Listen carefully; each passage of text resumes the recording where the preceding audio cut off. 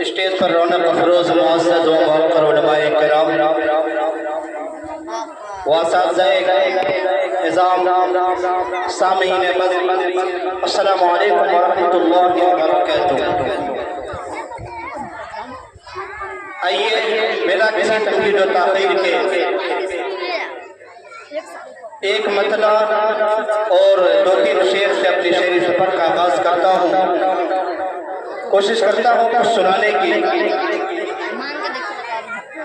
چونکہ جہاں گارجین حضرات بیٹھے ہوں، جہاں میرے دادا بیٹھے ہوں، میرے والد گرامی اور میرے چچا محترم یہ لوگ بیٹھے ہوں، وہاں پاؤں جنبش کرنے لگتے ہیں، لیکن پھر بھی میں کوشش کرتا ہوں کیونکہ انہی لوگوں کی دعاؤں کا ثمرہ ہے کہ آج پورے ہندوستان کے اندر مجالس کے اندر جا کر کے نعت نبی پڑھنے کا شرف حاصل ہوتا ہے۔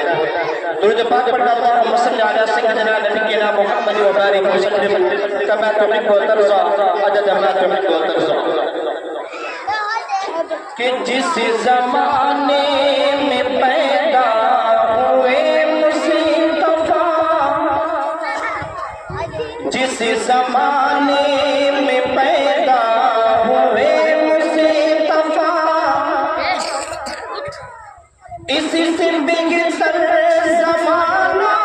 کسی کا نہیں، جس زمانے یہاں تشریف فرما جناب ولی اعظم صاحب، نصر الشیخ صاحب، تمام کی دعائیں، اور اسٹیج پر جلوہ فروز مولانا الدین صاحب، ہمارے رفیق محترم اور استاد محترم جو تشریف لائے ہیں چندوارہ سے، حضرت مولانا حسن ندوی دامت برکاتہم، حضرت مولانا بشیر عالم ندوی، تمام کی دعائیں کہ جس زمانے